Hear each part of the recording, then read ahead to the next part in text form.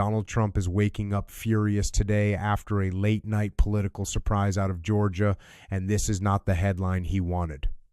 What was supposed to be an easy Republican pickup, a clean little Trump victory lap, has suddenly turned into another messy reminder that his grip on this thing may not be as strong as the hype machine keeps telling you. And honestly, if you've been waiting for one of those stories that gives you a little hope heading into the midterms, this might be it. If you needed a reason to smile in the middle of the week, this might be that too, because what happened in Georgia was supposed to send one message, and instead it may be sending the exact opposite.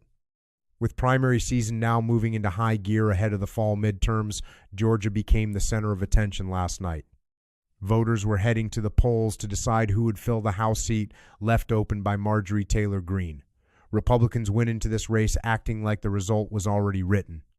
Trump world treated it like a formality, not a contest. Conservative media had been selling the same storyline for days. The Trump-endorsed Republican, Clayton Fuller, was expected to walk in, dominate, and lock the seat down without much trouble. That was the prediction. That was the spin.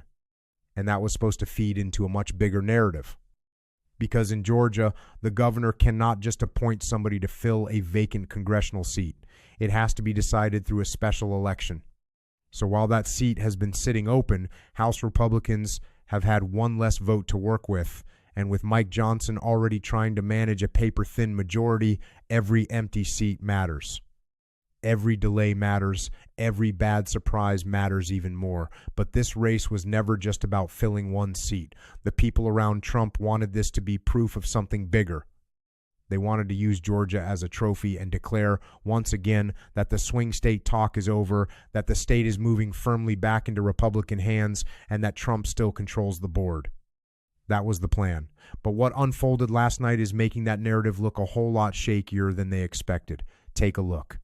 Joining me now, Republican candidate for Georgia's Secretary of State, Kelvin King. Kelvin, welcome back to the program. Let's start with today's special. Do you think that the results will be any big indicator for what's to come in November, a bellwether of sorts, if you will? I think somewhat, but I think the bellwether is going to be very positive for Republicans. The 14th district is a unique area in our state. I call it it contains the free state of Dade. It's the most proud, resilient, and self-reliant people in our state. And they will make a good decision. I think that once people understand that we're all engaged in this, I think the voters will show up today and show up in our May primary and show up in November and vote overwhelmingly Republican. Georgia, some people say Georgia is a purple state, but I'll tell you what, in the 14th district, they're not purple. They're ruby red. So why does this hurt Trump? I'm coming to that because the damage here is real and it hits on two different levels. But first, I need to say this. Every time Fox News cuts to one of its hosts, it looks less like a news network and more like a wax museum with studio lighting. Nobody moves like a real person. Nobody reacts like a real person. It's like somebody programmed a panel of plastic-faced mannequins to nod on cue and repeat whatever fantasy the producers handed them 5 minutes earlier. At least the Muppets are expressive. At least puppets have charm. Half the people on Fox look like they were built to smile through bad polling data and pretend it's a landslide. Anyway, back to Georgia. When the votes actually started coming in last night, the whole mood changed. Fast. The people who thought they were about to get an easy win got hit with a reality check instead. Fox got it. Trump got it. Mike Johnson got it. What they expected to be a smooth, predictable result suddenly turned into the kind of political jolt that wrecks the talking points before sunrise. They were ready to spin a victory. What they got was a wake-up call. Take a look. This was considered a critical race for Republicans as they try to hold on to a slim majority in the House.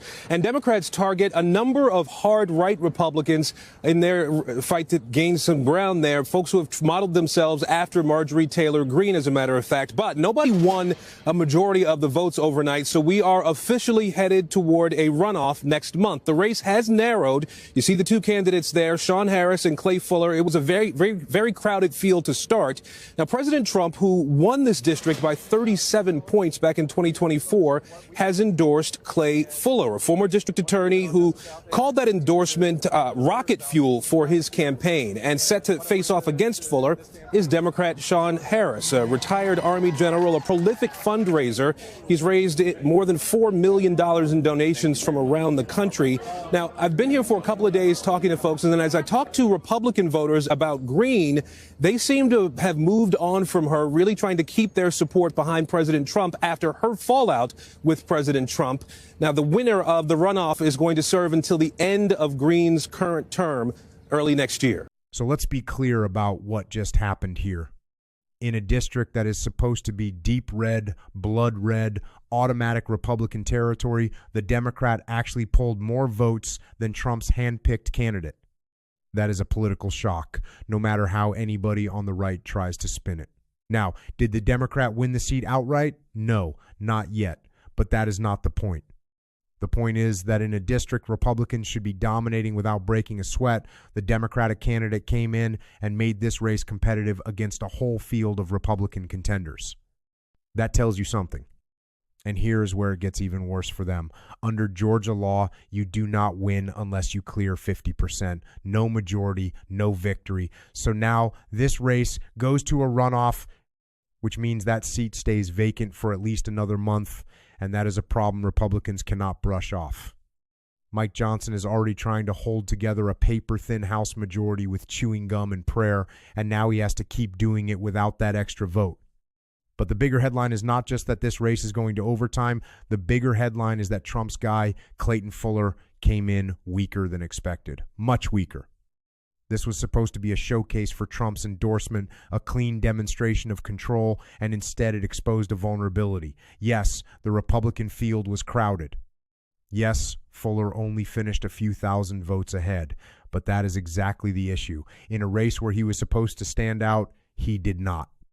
And people saying, well, all the Republican votes will just consolidate in the runoff are making a huge assumption. That is not how this always works. Some of those voters do not transfer neatly. Some get frustrated, some lose interest, some stay home. And a month is a long time in politics, especially with rising gas prices, a volatile international crisis, fresh scandal headlines, and Trump dragging more baggage into every race he touches. So no, this is not the easy setup Republicans were hoping for. This is a warning shot. Because if the energy on their side slips even a little and turnout drops even a little, this thing gets a lot more dangerous for them very fast. Fuller said Trump's endorsement was rocket fuel. Maybe. But rocket fuel is not just powerful, it is unstable. And when it blows, it does not just burn the target. It takes the whole launch pad with it. So now we wait for the runoff. And suddenly, this race looks a whole lot more interesting than Republicans wanted.